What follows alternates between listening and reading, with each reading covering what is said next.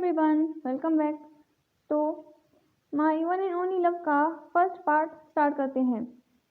Starting में हमें दिखाया जाता है कि एक डार्क रूम में दो लोग जो थे वो ज़मीन पर पड़े हुए थे और वो बहुत ज़्यादा ज़ख्मी थे।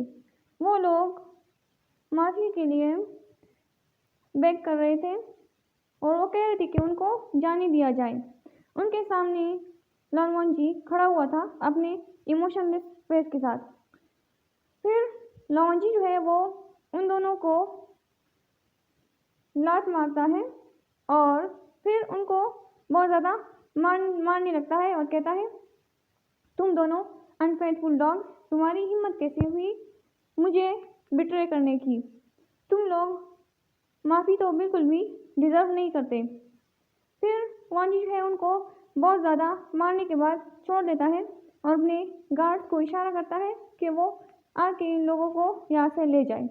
गार्ड्स जो है वो नोट करते हैं और वो उन दोनों अधमरे लोगों को वहाँ से ले जाते हैं। नवान जी जो है उसको कॉल आ जाती है तो वो कॉल को अटेंड करता है। दूसरी तरफ से लेंचरन कहते हैं, वांची तुम कहाँ हो? जल्दी से घर आ जाओ, मुझे एक ज़रूरी बात करनी है तुमसे। वांची कहता है, ओके डैड, मैं थोड़ी देर में आता हूँ। फिर वांची कॉल को कट कर लेता है। अब हमें सीन कट कर ये दिखाया जाता है कि विंग जो था वो आईने के सामने खड़ा हुआ था और वो उसने फैंसी सूट पहना हुआ था। विंग यानी से पूछता है, जो उसके पास खड़ी हुई थी, शिजे आज तो मेरा बर्थडे है ना, तो मॉम ने या आंटी ने मुझे ये फैंसी ड्रेस क्यों पहनाया है? यानी जो अभी तक स्माइल करते हुए विंग की तरफ देख रही थी, उसकी स्माइल गायब हो जाती है, मगर फिर वो जल्दी से ही अपने आप को कंपोज करती है और कहती है, आशियान मुझे नहीं पता, तुम्हें बाद में सब पता चल जाएगा। विंग पाउट बनाते हुए कहता है, मुझे कोई क्यों कुछ नहीं बता रहा? यानी कुछ भी नहीं कहती। फिर यानी कहती है, आशियान नहीं, आशियान तुम बहुत ज़्यादा ब्यूटीफुल लग रहे हो। विंग फिर पाउट करता है और कहता है, शिजे मैं ब्यूटीफुल नहीं हूँ, मैं हैंडसम हूँ। तो पीछे से जंग की आवाज़ आती है। वो कहता है, तुम एक अगली बनी हो। विंग जंग की तरफ क्लियर करता है, कहता है, तुम बस मुझसे जेलस हो। जंग अपने आर्म्स को क्रॉस करते हुए कहता है, जेलस मैं और वो भी इस अगली बनी से? बिल्कुल भी नहीं। फिर विंग जो है वो जंग की तरफ उंगली पॉइंट करते हुए कहता है, मैं तुम्हें नहीं छोड़ूंगा। तो जंग और विंग फाइट करने के लिए तैयार ही होते हैं कि यानी उन दोनों को रोक लेती है, कहती है, बस करो तुम दोनों, अभी के लिए तो लड़ाई मत शुरू करो। विंग जो है वो पाउट करता है, कहता है, ये इस जंग ने लड़ाई शुरू की थी। जंग विंग की तरफ ग्लेयर करता है और फिर वो अपना मुंह फेर लेता है।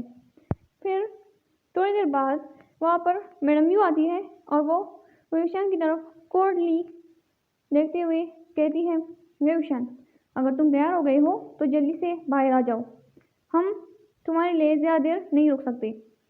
फिर ये कहकर वो वहाँ से चली जाती है।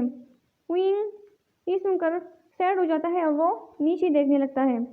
यानी वेवशान को के पीठ को रब करती है, उसे एक रियशोरिंग लुक देते हुए।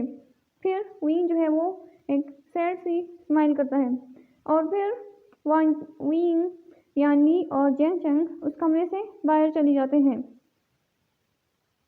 वो लोग हॉल में आते हैं जो रेड रोजेस से ही डेकोरेट हुआ था। डेकोरेशन ऐसी लग रही थी कि किसी इंगेजमेंट के लिए की गई हो, ना कि बर्थडे पार्टी के लिए। विंग को समझ नहीं आ रहा था कि ये सब क्या हो रहा है।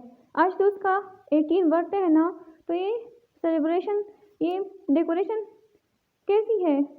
किसी की एंगेजमेंट तो नहीं हो रही है, क्योंकि शीजे की तो ऑलरेडी हो चुकी है और जंग की नहीं, ये नहीं हो सकता।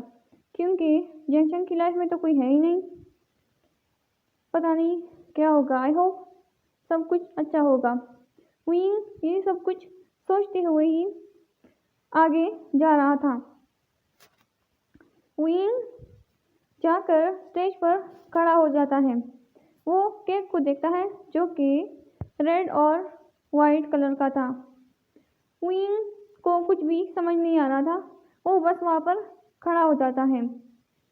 फिर थोड़ी देर बाद हमें सीन कट करके दिखाया जाता है कि लंचरन जो थे वो सोफे पर बैठे हुए थे और उनके सामने लवन जी इधर उधर घूम रहा था। लवन जी कहता है, डैड आप ऐसा कैसे कर सकते हैं? आप मुझसे पूछे बगैर मेरी शादी तय कर दी आपने और मुझे बताया नहीं, और वो भी एक लड़के से मेरी शादी तय कर दी।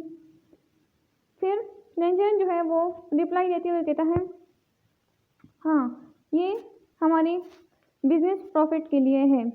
अगर जंग से हमारा रिश्ता मजबूत हो गया तो हम दोनों चाइना की सबसे टॉप कंपनीज कहलाए जाएंगे। फिर वांजी है वो कहता है, आपको तो बस अपने बिजनेस की फिक्र है, मेरी तो कोई फिक्र नहीं है, जो करना है कीजिए। फिर वांजी है वो गुस्से में वहाँ से चला जाता है।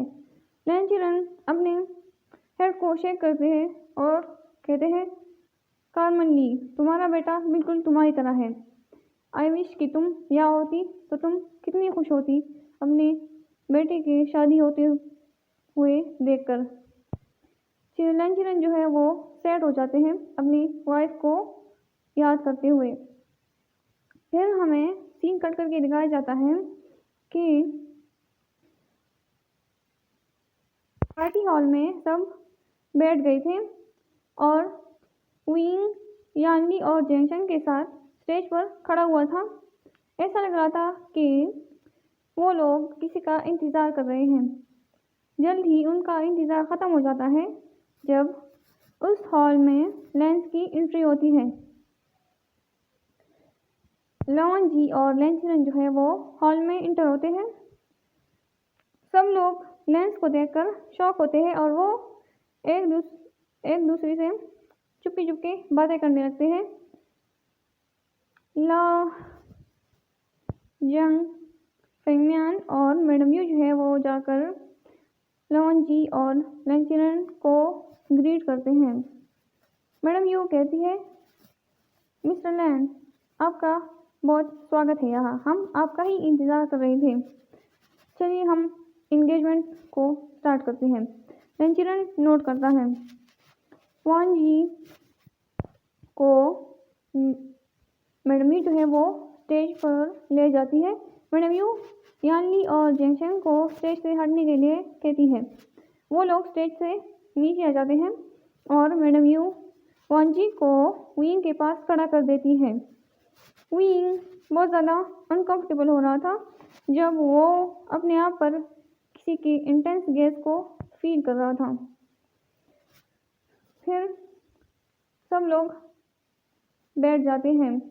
यानी को बहुत ही हेल्पलेस फील हो रहा था अपना आप कि वो अपने भाई के लिए कुछ भी नहीं कर पा रही है और जंग फेंगम्यान भी कुछ नहीं कर पा रहे थे, क्योंकि मैडम यू जब एक बात ठान लेती है तो वो उस बात से पीछे नहीं हटती।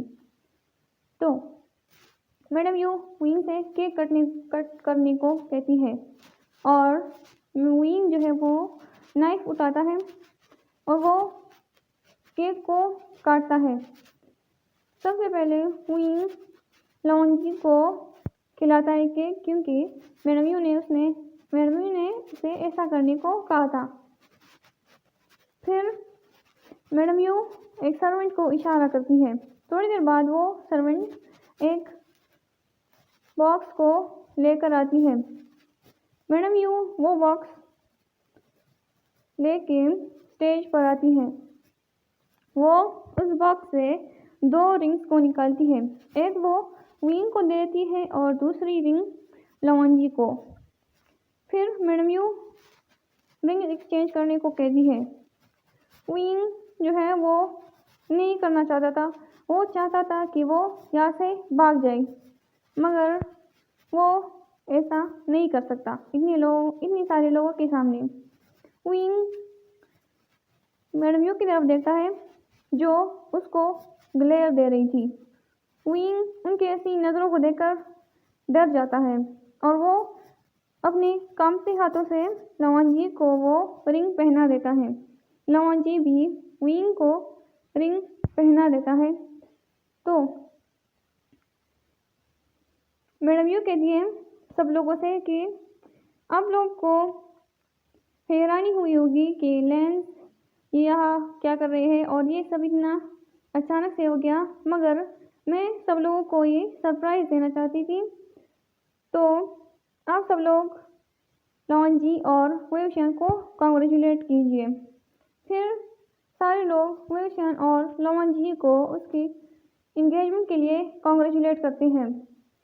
विंग जो था वो बेहोश हो जाता है। सब लोग उसके पास आते हैं और उसको वहाँ से ले जाते हैं। डॉक्टर विंग को चेक करते हैं और कहते हैं कि इनको बहुत ज़्यादा शॉक लगा है किसी बात का, इसलिए ये बेहोश हो चुके हैं। थोड़ी देर में इनको होश आ जाएगा। फिर डॉक्टर जो है वो वहाँ से चले जाते हैं। जंगमियान डॉक्टर को बाहर तक छोड़कर आते हैं। लावांजी जो था वो विंग के पास बैठा हुआ था, वो विंग को छोड़कर नहीं जाना चाहता था। लेंचरन को एक कॉल आती है, वो कॉल को अटेंड करते हैं और फिर कॉल करने के बाद वांजी के पास आकर कहते हैं, वांजी हमें एक ज़रूरी मीटिंग में जाना है अभी। वांजी आधे मन से नोट करता है। फिर वो लोग जंग से विदा लेते हैं और वहाँ से जाने लगते हैं। लवांजी विंग की तरफ एक बार देखता है और स्मार्ट करते हुए सोचता है, बनी बॉय अब से तुम मेरे हो।